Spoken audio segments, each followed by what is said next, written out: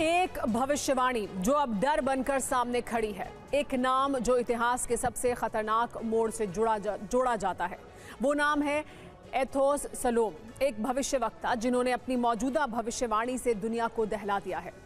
2026 को लेकर एथोस ने ऐसी चेतावनी दी है जिसने यूरोप समेत दुनिया की नींद उड़ा दी है। भविष्यवाणी की 2026 में बड़ी तबाही आने वाली है और अभी बदलते समीकरण क्या आने वाले इसी तूफान की पहली आहट है। अगर ये सच हुआ तो तबाही की परिभाषा क्या बदल जाएगी? आज के इस बुलेटिन में हम आपको बताएंगे वो सनसनीखेज भविष्यवाणी जो आपके रोंगटे खड़े कर देगी, यूरोप और अमेरिका को अपनी रणनीति पर एक बार फिर से विचार करने को मजबूर कर देगी। इस सवाल का जवाब आपको देंगे कि आखिर क्यों 2026 को बताया जा रहा है दुनिया के सबसे खतरनाक सालों में से एक। ये सिर्फ एक सवाल नहीं बल्कि चेतावनी है जिसे नजरअंदाज करना नामुमकिन है।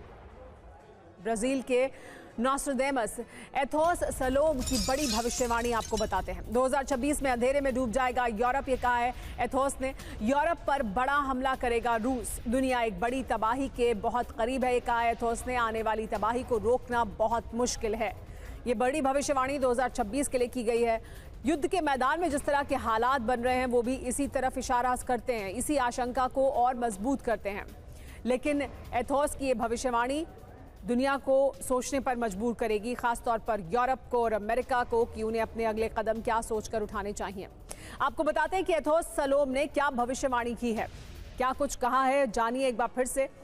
एथोस ने कहा है कि तीसरे विश्व युद्ध की आशंका इस वक्त ज्यादा है। यूरोप पर एक बड़ा हमला करेगा रूस, ये कहा है। यूरोप पर बड़ा साइबर अटैक भी होगा, अंधेरे में डूब सकता है यूरोप। 2026 में यूरोप में ब्लैकआउट होगा, रूस और नेटो की जंग हो सकती है। 2026 में हाइब्रिड युद्ध का डर है, दुनिया की शक्ति की धुरी बदलेगी, रूस और भारत नई भूमिका में होंगे, ये कहा है। अब आपको ये बताते हैं कि उनकी पिछली कौन सी भविष्यवाणियां सच हुई हैं जिसकी वजह से इस भविष्यवाणी को लेकर भी लोग ये कह रहे हैं कि ये सच हो सकती है क्या। कोरोना महामारी, क्वीन एलिजाबेथ द्वितीय का निधन, ये तमाम भविष्यवाणियां उसने की। एलॉन मस्क ट्विटर खरीदेंगे, बड़े वैश्विक राजनीतिक बदलाव होंगे, ये तमाम भविष्यवाणी जो एथोस ने की हैं वो सच साबित हुई हैं अभी तक। आपको लेकिन ये बताते हैं कि कौन है एथोस सलोम। ब्राजील के भविष्य वक्ता हैं एथोस, बड़ी घटनाओं की भविष्यवाणी करते रहे हैं, कई दावे पहले सच हो चुके हैं। 16वीं सदी के नॉस्ट्राडामस से इनकी तुलना की जाती है। अंतर्राष्ट्रीय मीडिया में बहुत ज्यादा चर्चेज हैं एथोस, और एथोस की भविष्यवाणी यूरोप में चर्चा का विषय बनी हुई है। यूरोपियन यूनियन ने इस बीच रूसी संपत्तियों को अनिश्चित काल के लिए फ्रीज कर दिया है। रूस के सेंट्रल बैंक ने इस मामले में यूरो क्लियर बैंक के ऊपर मुकदमा दायर कर दिया है। रूस ने एक्सचेंज रेट के हिसाब से 195 बिलियन यूरो की डिमांड की है। यूरोप के देश चाहते हैं कि इस संपत्ति से यूक्रेन को मदद दी जाती रहे। तनातनी के बीच हंगरी ने कहा है कि वो इस फैसले के खिलाफ है। अगर यूरोपियन यूनियन ने यह कदम उठाया तो इससे पूरे यूरोप को जंग लड़नी होगी।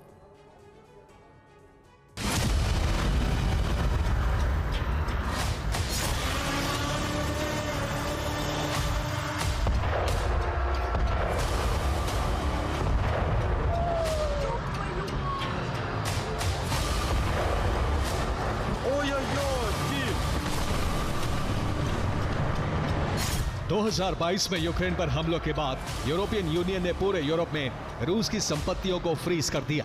रूस के बैंक खाते सीज कर दिए गए।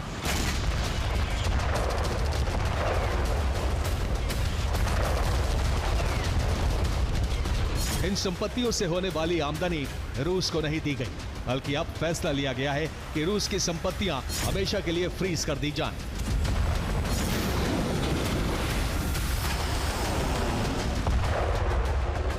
लेकिन यूरोपियन यूनियन के ही सदस्य हंगरी ने इस पर कड़ी चेतावनी जारी की है।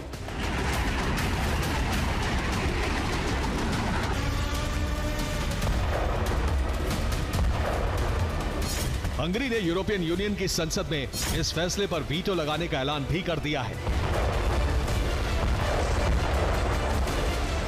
जबकि जर्मनी की बैठक में ईयू ने तय किया है कि इस पर जल्द फैसला लिया जाएगा कि रूसी संपत्तियों से यूक्रेन को मदद कैसे दी जाए।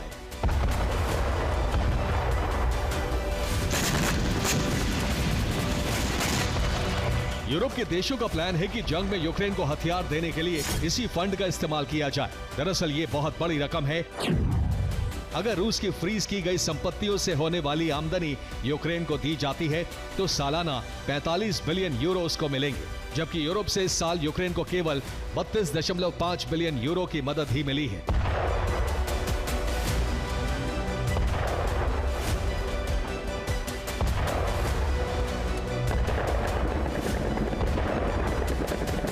इस मदद में भी रूसी संपत्तियों से होने वाली आमदनी का इस्तेमाल किया गया था। सितंबर 2025 की रिपोर्ट है कि यूरोप में रूस की 362 बिलियन डॉलर की संपत्ति फ्रीज की गई थी।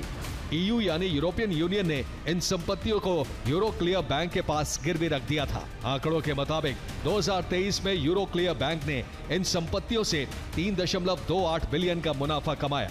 2024 में यह बढ़कर 3.96 बिलियन डॉलर तक पहुंच गया। 2025 में अब तक यूरोक्लियर बैंक 2.76 बिलियन का मुनाफा कमा चुका है। 1 अक्टूबर को इस मुनाफे से यूक्रेन को 3.52 बिलियन डॉलर ट्रांसफर कर दिए गए।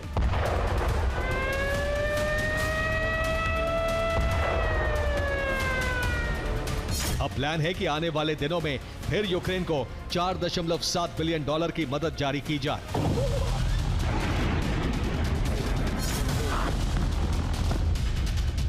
जर्मनी की बैठक में यूक्रेन के लिए इस रकम से मदद जारी करने का प्रस्ताव रखा गया। इस बैठक में जर्मनी के चांसलर ने कहा कि इस संपत्ति को हमेशा के लिए जब्त कर लिया जाए।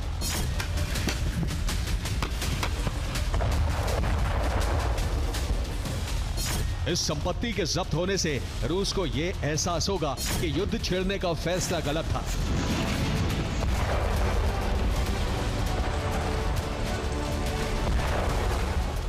बर्लिन बैठक में हुए इस फैसले के बाद रूस ने यूरोक्लियर बैंक पर मुकदमा कर दिया है। रूस ने 195 बिलियन यूरो की डिमांड की है। ये वो रकम है जो रूस की संपत्तियों से यूरोक्लियर को आमदनी के तौर पर मिली है। अगर यूरोप रूस की संपत्तियों को हमेशा के लिए फ्रीज करने का कदम उठाता है तो ये निश्चित तौर पर जंग भड़काने वाला कदम होगा। Bureau report, TV9, Bharatvarsh.